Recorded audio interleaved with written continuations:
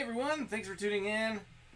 So, Gen Con Online has finally concluded, and we just wanted to give our final thoughts of everything that we experienced, all things we got to see, all things we got to do, and also pick a different winner because no one has contacted me for Cthulhu Death May Die. And it's taking up too much room on my game shelves for, the space I need for some of the games that are coming in. And so I am going to be giving that to another lucky subscriber. So I'm sorry to the person that did not email me and did not claim it. However, I do have to move on with it. So, anyways, so our thoughts for Gen Con. I'll tell you the events I did. Let me pull them up real quick.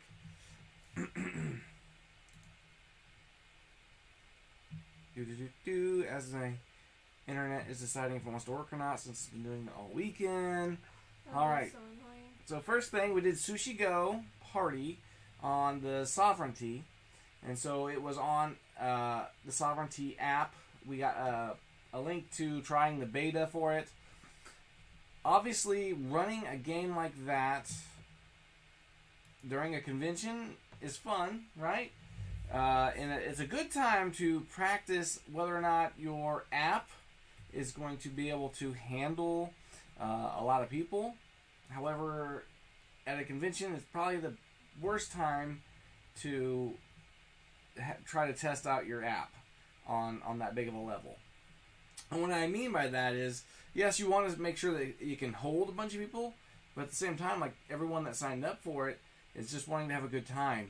They don't want to sit there and have to feel frustrated that their computer's not working or something's wrong when they just wanted to play a game. I mean, the convention's not happening. And so it's really hard just to sit down and play games with people, especially with everything that's going on. And so to have an app that's just going to crash, it's a little frustrating. Okay. The next game I played was Learn to Play Tales from the Red Dragon Inn. We played that one together. Yeah, we played that one together. And we also played Sushi Go together. Yes. And that was a lot of fun. It was on Tabletop Simulator. And we used Discord as we played. And so it was a decent experience. It was pretty good. I really liked the game. I wish it was already out so I could have bought it. I don't really want to back another Kickstarter right now. So the basis of the game is that there is a map of the tavern. I don't know if that's like the first scenario or if that's every scenario. However, the premise of the game is that there's I could be wrong. I think they said 20, maybe 29 missions, maybe it's 19 missions, somewhere in there. There's a lot of missions or quests that you have to do. The one that we played, we have to get this mechanical donkey thing. It was a goat. Oh, was it a goat? It looked like a donkey. It was a goat. It was this mechanical goat. We have to make sure it gets out of the inn. And so it's got a certain path that it's got to wind through. And so we just have to make sure that nothing's attacking it and all the doors are open. And we actually had to stop playing because one of the people that we were playing with, the time ran over. And so that person had to go to a different game. And so there was no sense for us to keep trying because it was just going to make the game harder for just two people. Really enjoyed it though. I'm a big fan of the Red Dragon Inn game anyways because it's a very much take that type of game. So it was really nice to be able to play a board game version of those characters. Obviously, if you know Pookie, the little rabbit, and Zot, the wizard. Obviously, I played Zot with Pookie. And Pookie is just a pretty little fun creature that can wreak havoc. It's random. You roll a die, and whatever Pookie does is very random. But then Zot, or the other characters, get 2 actions plus a shenanigan. Yes. So you get to pull some shenanigans. Which had some pictures to throw up as we did this too. That would have been really nice. But I'd have to get everything going on the computer to do that, and it just take a lot of work. And we are exhausted just because we've played close to 18, 19 hours of Pathfinder 2nd edition on Roll20, and we use Discord. That was probably the best platform for us throughout the whole convention. No issues whatsoever. It was great. It was simple. You just use Discord to talk. Sometimes Discord was finicky. Yeah. But Roll20 was always seamless. But we have also used Roll20 before, and yes. So we already know that it's really well with running. Mm-hmm. Yes. The only thing different that we used when we actually ran Roll20 was that we used Skype to talk instead of Discord. And I like Discord. Like, I like the ability to find a room and jump in. However, what I don't like about Discord is all the notifications I keep getting on my computer.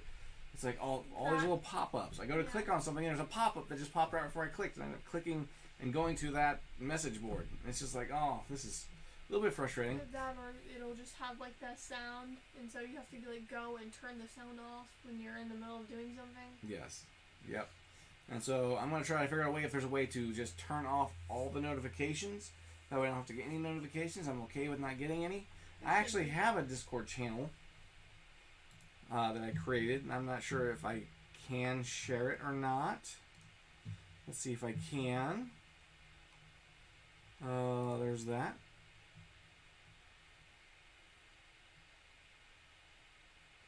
Now, if I can actually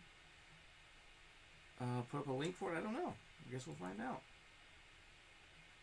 Serve setting, create channel, change nickname. I don't know.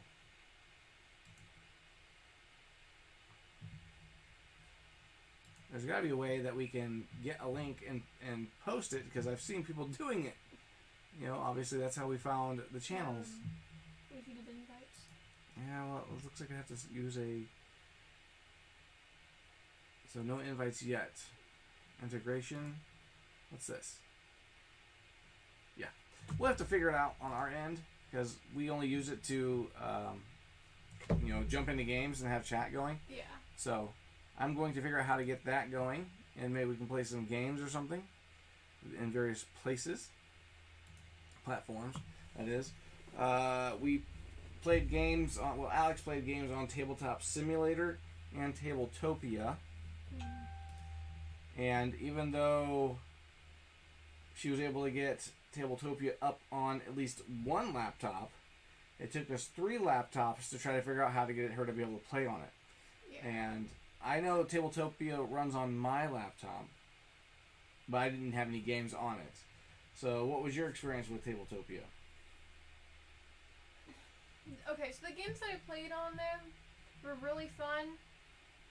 But I honestly believe that if it would have been on some other, what's the word I'm looking for? Like app, I guess. That I would have had a better time, just because Tabletopia was giving me nothing but trouble. Like, it was either not wanting to work at all, like to the point where I couldn't move or use like the keys on my keyboard, or everything was just really laggy. Right. And so she was using an Alienware laptop, and it wouldn't even load up on that. And Alienware is designed for, you know, hardcore gaming.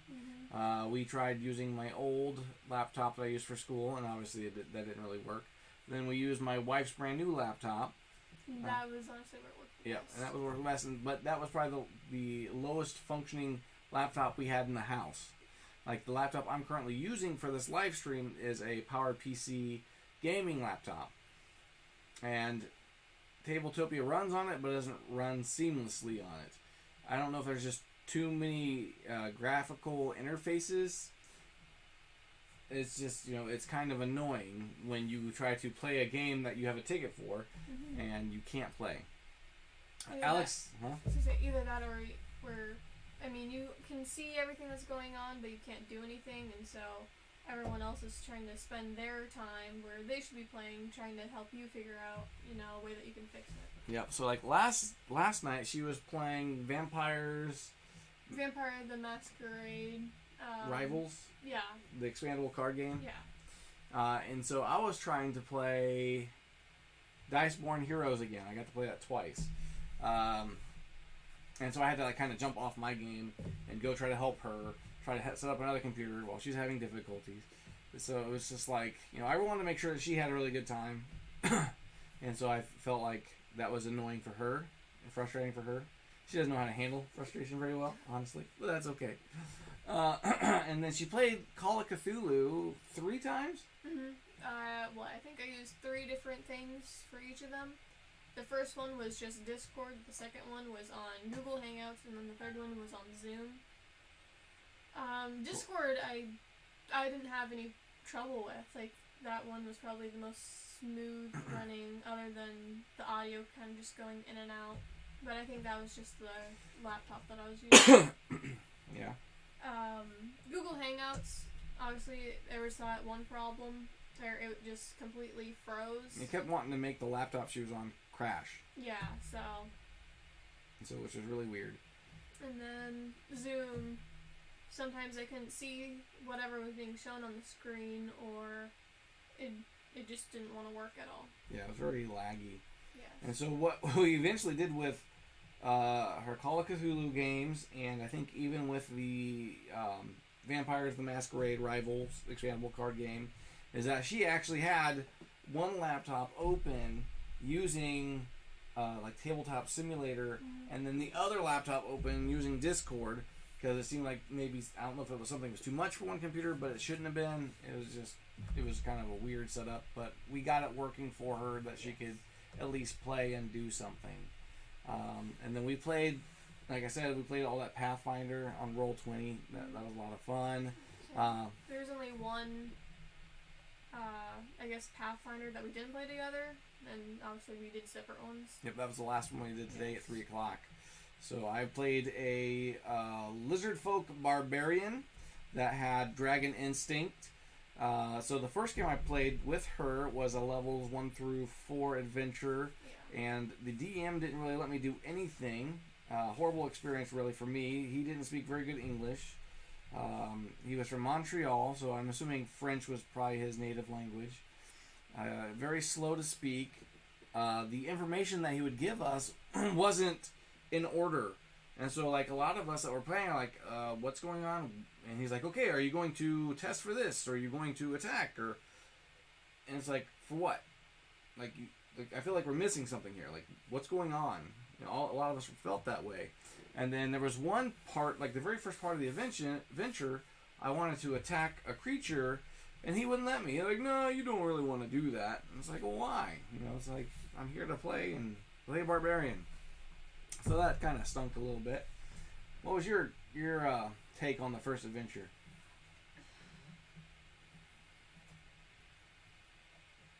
It wasn't the best that I've played. I mean, I don't really want to bash him because I figured that he was probably trying his best. Oh yeah, I'm sure. It was probably his first time DMing or GMing, so I can understand that. But yes, there was some problems with just how things were running and all that. Yeah. It wasn't as much fun as we had with like the others. Mm-hmm. And so there were some times where I just wanted to quit the game. You know, I just wanted to turn off Roll20 and just get off. But I stuck through it. We made it through, thankfully. And then when we first sat down and started making events or getting event tickets for Pathfinder and stuff, we didn't realize how the Pathfinder Society worked and stuff. So I just assumed like if we joined one 5-hour adventure, we could level up enough to get to another adventure. However, they are designed where you only get 4 experience points per adventure, which I think is 4 experience points in the Pathfinder Society to get to the next level. And so, like, when we got to the next adventure, our character wasn't high enough level. However, the DM and the people we were playing with were very courteous and very nice to us, and we were able to create new characters and get them to start at the higher level that we needed, which was level 3, right? I think it was level 3. And then the next adventure we played at, we were able to bump it up to level 5. But then the DM said that he was going to give us a level bump, so we got to go to level 6. I think it was because everyone else was a level 6. I think everyone else was like 6 or 7. Yeah. So it was much higher. But yeah, so that was a great experience. And then today I played an adventure with my level, like when I first started the Lizard Folk Barbarian, it was a level 1 on Thursday. But after that adventure, I got to level 2, so I was a level 2 Lizard Folk Barbarian. And today I actually got to role play. I actually got to interact with that character, and I actually spoke in voice. So the voice was, I'm Grog Bronskin. I'm a Lizard Folk Barbarian. And so I got to talk like that. I had a lot of fun. We were fighting leashes that exploded when you attacked them, like when they died. And so as a Lizard Folk barbarian, I attacked one with my jaws, and it blew up in my mouth. And so that was kind of like the running gag for the rest of the game. So that was kind of fun. What was your last adventure like? Okay, so my last adventure was, was it a 3 through 6 or was it a 5 through? Yours was a 5 through 7. Okay, yeah, and I was playing as a character that I played in 2 others. The very first one, and it was Friday morning. That was the first one that we did. Mm-hmm. And then the one we did Saturday morning. So, I did have fun. There's just a few problems. Some of it was on my end, and then some of it I felt like they could have probably done better themselves. I mean, overall, I had a good time playing. Okay. You know, I was half elf druid, and I had a wolf companion. Yep. And so, let's see what else we did. I was supposed to watch a basic miniature painting, and I forgot to do that. So I could probably still turn on my ticket, though. Maybe, if it lets me. Yep, I'll go ahead and do that, so that way he still gets credit for it. Because I hope that he'll do it next year. It was basic painting skills.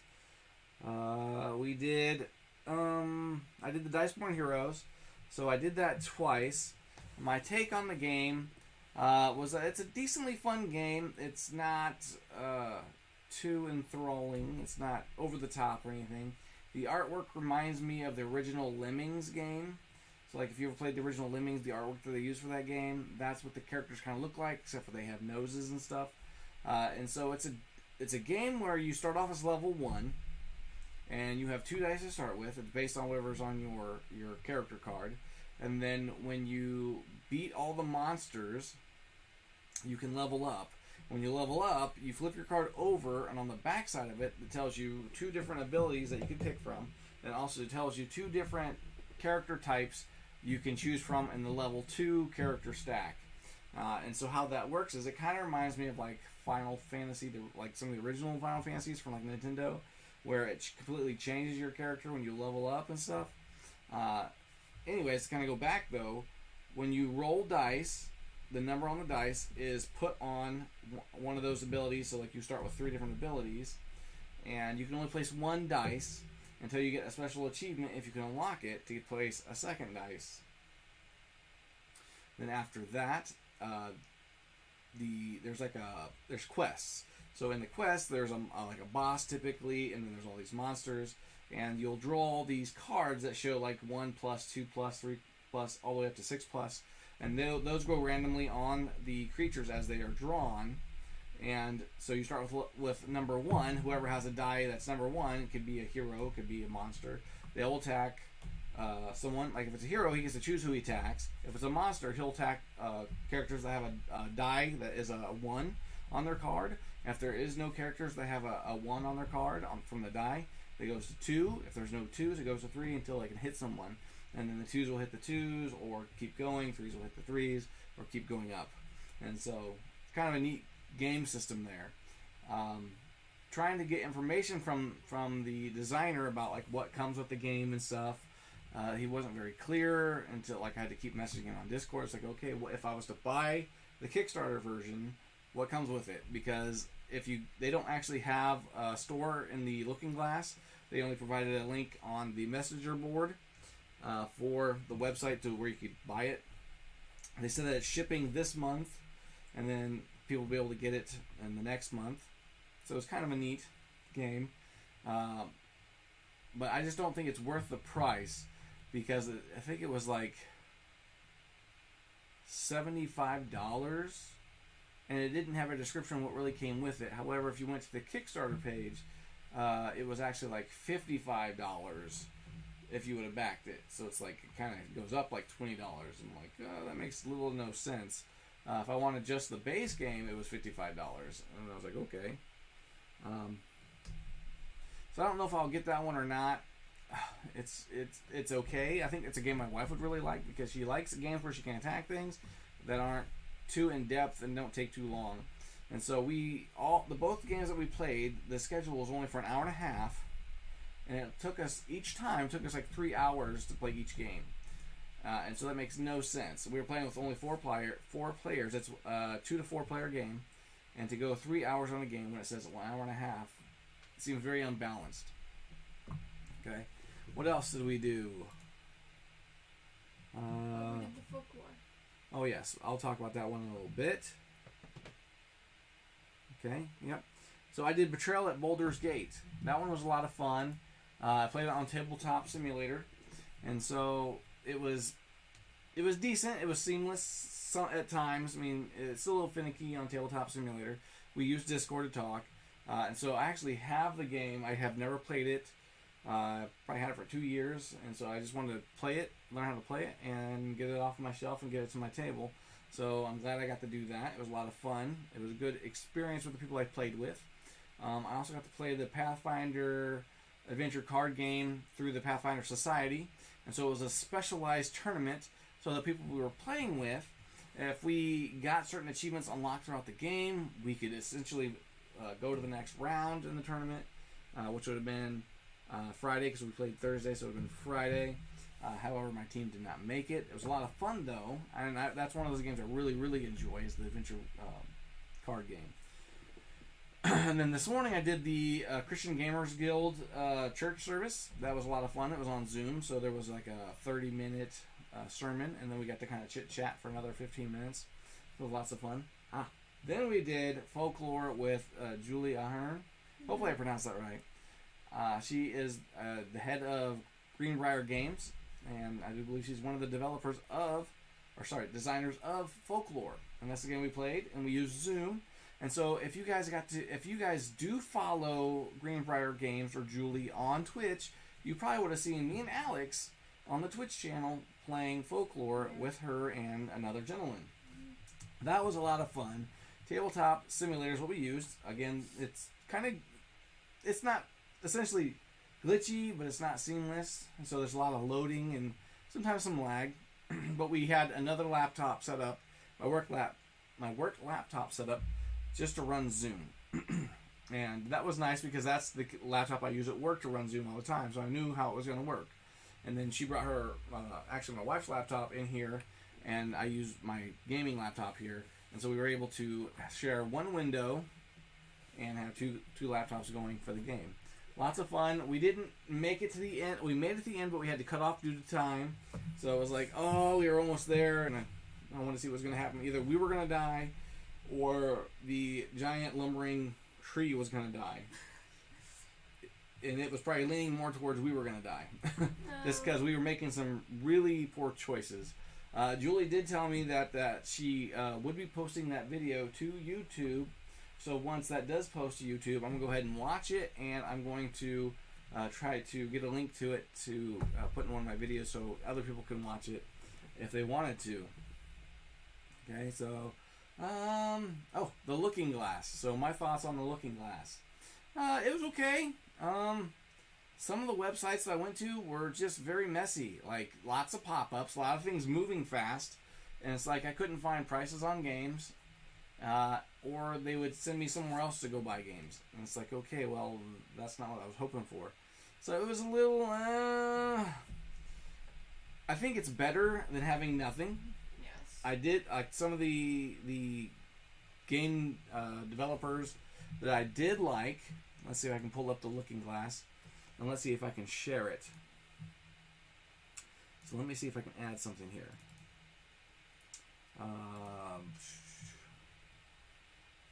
Okay, window capture, go, sure, why not call it the window capture, that's what it's doing.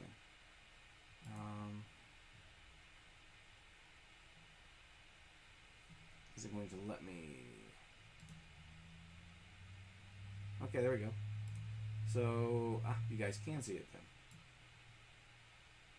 I was wondering, trying to resize this.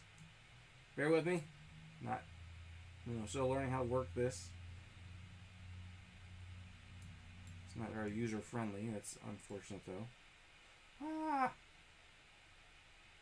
Very, very finicky. There we go. It's good enough. So, if I go to here, you can obviously see. So I click on the looking glass, it pops open a window here. This is my event page. Those are the events I signed up for. As I'm waiting for this to open up. I was going to say, while we're waiting. We're still waiting, technically. Okay, well, there's one game that I played that, it's called SWAT Frontlines, and I actually got to play it with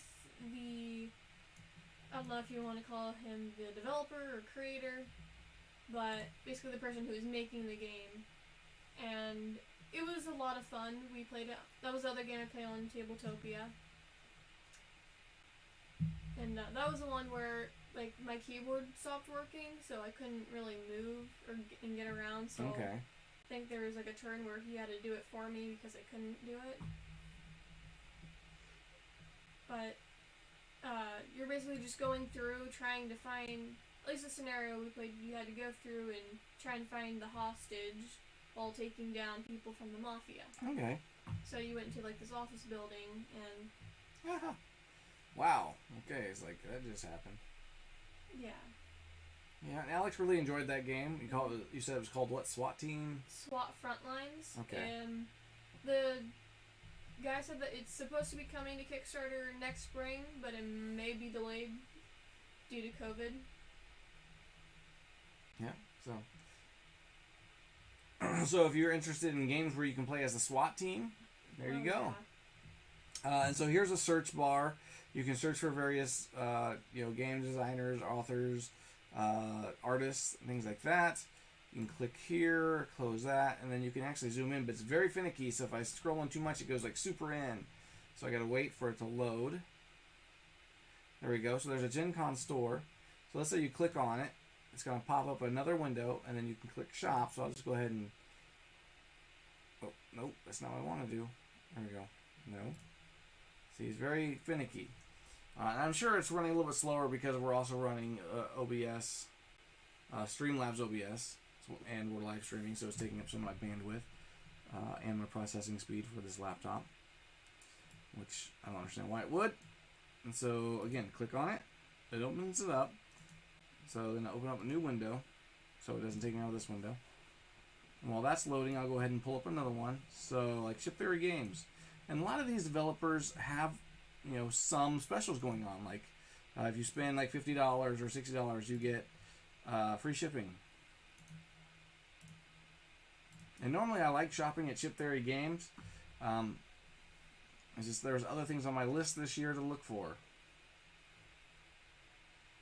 So eventually I'll get Cloudspire. Just with everything that's happened this year, just didn't have the funds. So let me scroll back a little bit. So I'll go ahead and open this up. So this is the Gen Con store. So here's some of the games that were new featured this year. So you have an expansion for Dune, the Dwarf 7, which is a game by Vesuvius Media. One game that came out by Vesuvius Media this year was Monstrosity, or Monstro City. I think it's Monstrosity. I was going to buy it from Vesuvius. However, I seen that someone was selling it for $20. Barely only been played twice, I think they said. So I picked it up for $20. And so it gives you different spotlights here, family games, publishers, VGG, new release bundles. So these are the games that were really spotlighted here. And so let's see if I go to board games. So if you have a chance to go look at it tonight, feel free, because it's going to be closing soon, as you've seen. I'll give you a little brief scroll through here. Alright, so obviously this is a new game that came out. A lot of people were talking about from CMON and Spin Master. Which I didn't even go to Spin Master, so I wonder if they even have it. Dragon Domino.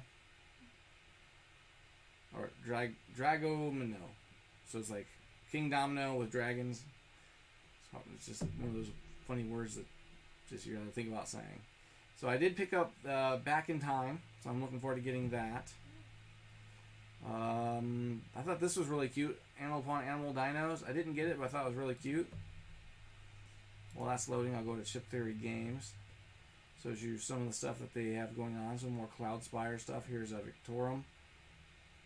Shop Our Games. So they have Cloud Spire, Too Many Bones, and then I can't read what that one says. Something serious. Yep. So I'm a big fan of Too Many Bones. I should be doing some playthroughs of it. I need to get it to the table and just do that. It's an awesome game. Close that window. Here's the op. So I was looking at this earlier. So obviously they have DuckTales Munchkin. So if you'd like to get your hands on DuckTales Munchkin, let's see here. I wonder if they have it here at Game Nerds. I wonder if DuckTales is one word or two. I think it's just one word. We'll figure it out. But hey. Right there. Yep, 1747. And how much did I say over here?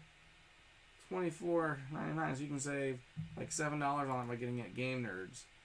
And it looks like it's in stock.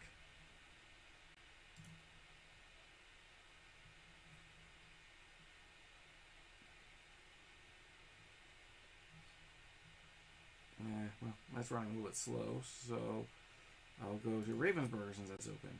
Obviously, I was looking at Marvel Villainous Infinite Power.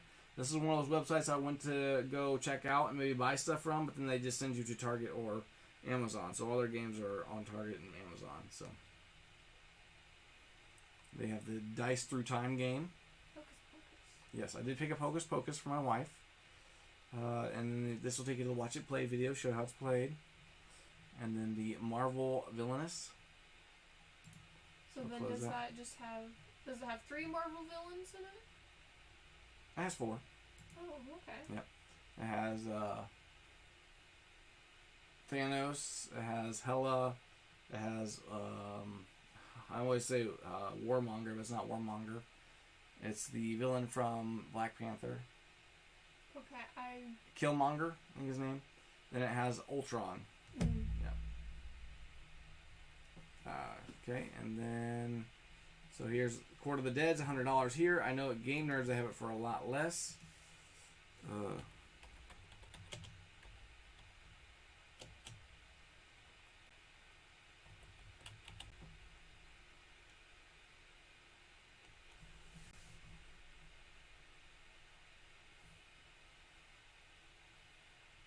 It was one of those games I was actually thinking about getting. And so this, being able to do this, go through the publishers and seeing what games they had coming out, since I have to wait for it being shipped anyways, I was comparing prices. And so for $100 versus $89.97, you save $10. I mean, nothing special comes with it from buying it from here. Obviously, they offer free shipping if you spend so much. I've seen it somewhere. I think it was on the previous page. Oh, right there. Free ground shipping on orders of $24 or more. Obviously, they have the new Harry Potter Hogwarts Battles expansion, the Charms and Potions expansion. So they have a Friday the 13th game? Yes, they do. That just came out this year. Friday the 13th at Camp Crystal Lake. So I'm not sure what that one's even about because I haven't really paid attention to it. Yeah. Although, I know Ares Games did one called Last Friday. Yep. But that one's like a secret move type game, like Jason's moving around secretly. What was the one game that someone showed us? It was like, instead of, I guess, Jason, it was like Dracula. Fury of Dracula? Is that what it's called?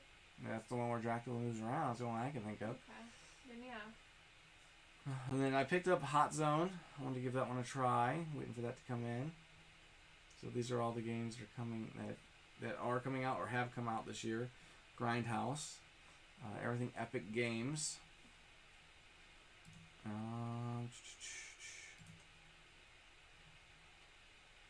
there it is. I think I already pointed that out.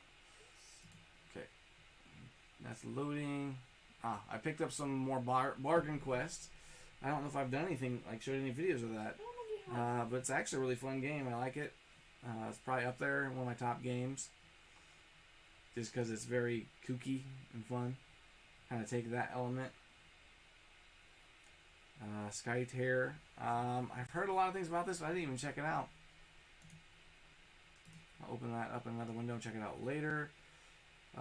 This one looked a little confusing to me, so I didn't even check it out. Lots of games that are released. So there's that. So where is Spin Master? I've seen it over here somewhere.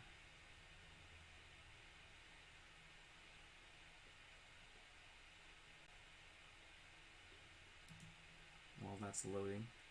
The web page is slowing down your browser.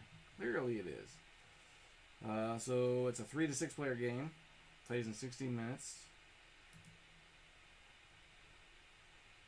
Well, let me. It's still loading these pages. There we go.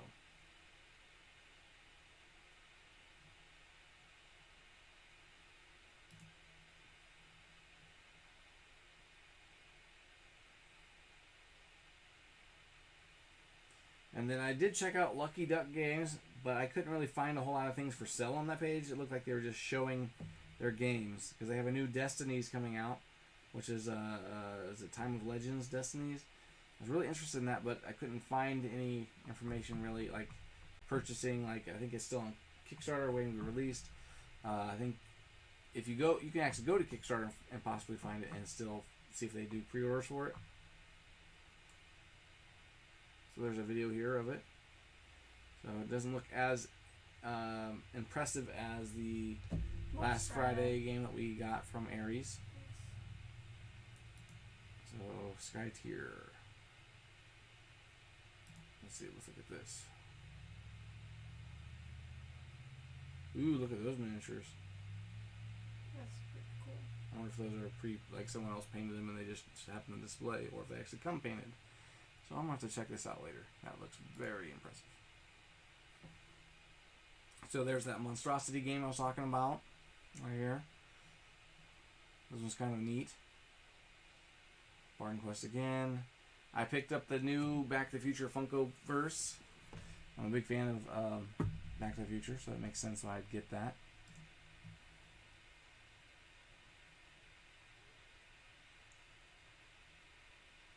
I got games from Renegade Games. I have to go through and look at them to remember which ones I bought. That was like 3 days ago. So we're getting close to the end here, I do believe. There we go. Back up a little bit.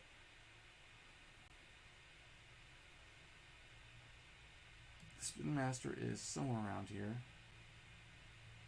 And I think I just realized I never seen Simon on here. Or Cool Mini or not, or Come On, or, you know.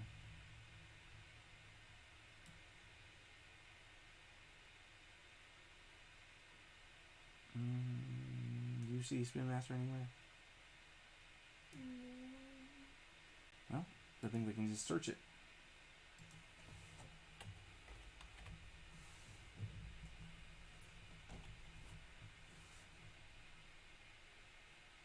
Spin Master Games. And pop up there. Come on. There you go. Ah!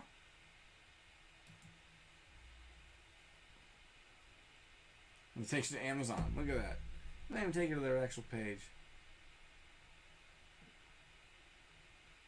That is not. I'm glad I didn't go check it out earlier then. It was a waste of my time. Looks like there's new Trolls pop-up game. The Pop game. Yeah. Not impressed with that. Alright, so they had a new Jurassic Park Unmatched. I don't have that game. I've heard good things about it. I just haven't had a chance to play it. It's one of those games where I want to play to see if I actually like it. Munchkin Dungeon.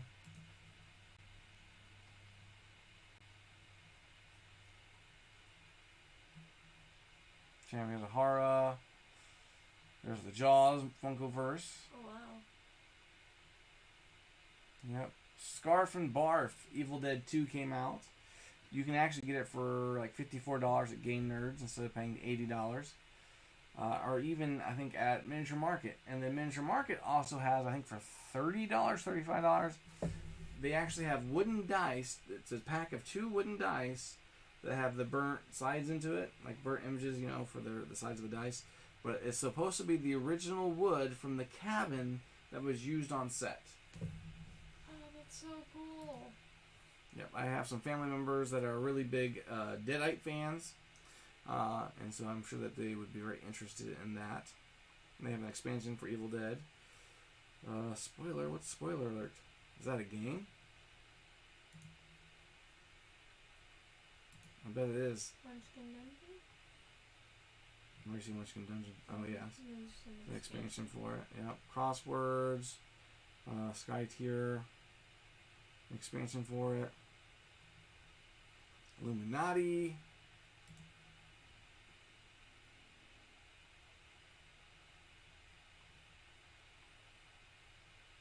I think this was one that people were looking at, checking out. A lot of Munchkin stuff. Deadly Doodles. I think that one's an older one that may have been updated. Can't remember. New release bundle. See Secrets of the Lost Station miniatures, which is everything epic.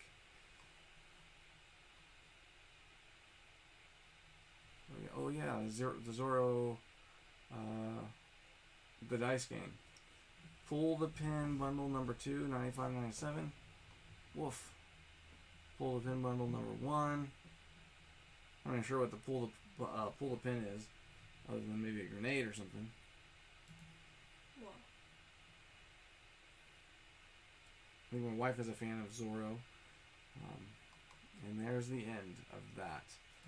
So let's go to this as an actual game.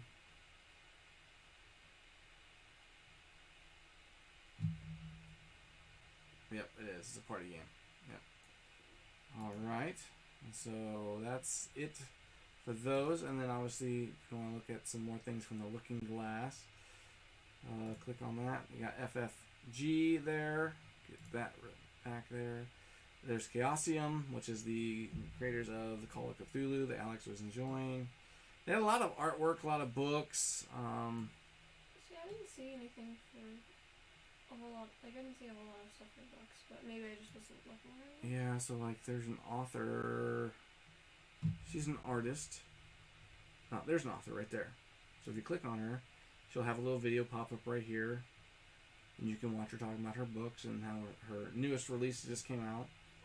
H.T. Brady. So a lot of the cards here have videos, a lot of them don't.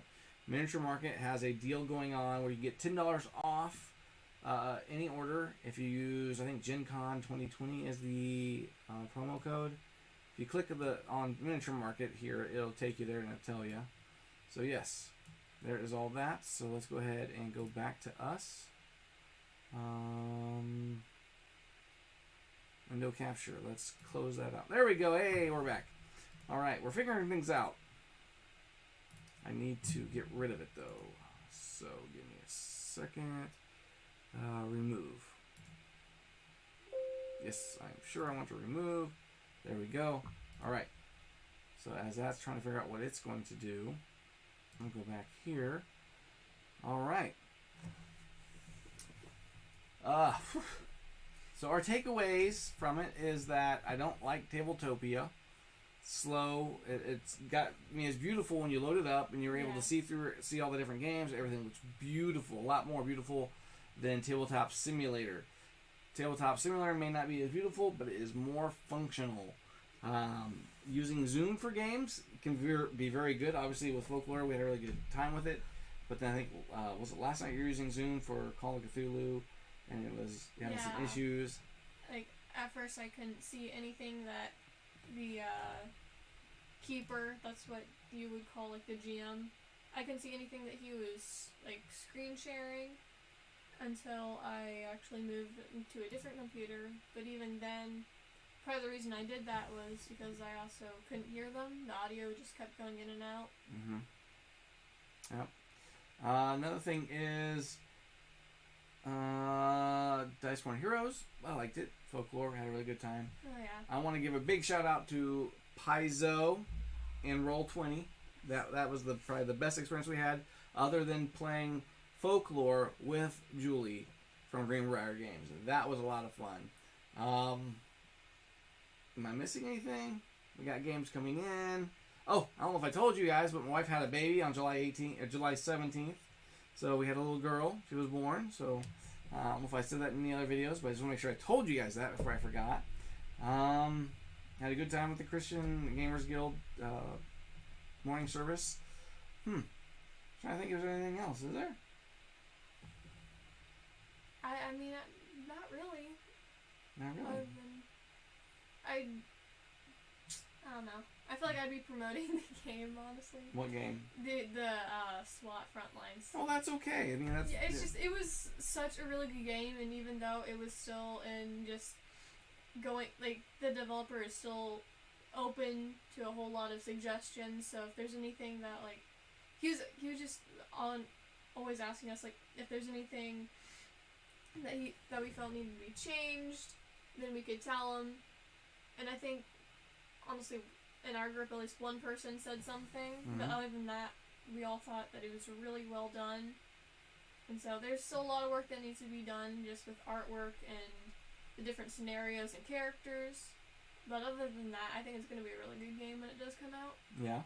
And I noticed that What The just commented, and that's our old pal Philip. Oh, yes. And so he says he cannot play board games virtual on the tabletop. And I'm sorry to hear that. I'm not sure if that's maybe you just don't have a computer or maybe there's other issues. But hey, try and message me. Maybe we can figure something out for you. Okay? But we do have one last thing. Obviously, we are going to draw a name to give the Cthulhu Death May Die to. Alright. And drum roll, please. Jordan Binkard, I think that's how you pronounce it. Yeah, so Jordan Binkard. Yes, you have. I'm just going to give you 2 weeks to contact us through ChristianAdventureGamer@gmail.com to be able to claim your Cthulhu Death May Die. If I do not hear from you in 2 weeks from this day, which is August 2nd, 2020, I'm going to be picking another name. So, all right. You know what? Thanks for tuning in. Philip, it was good seeing you again, my friend. Yes.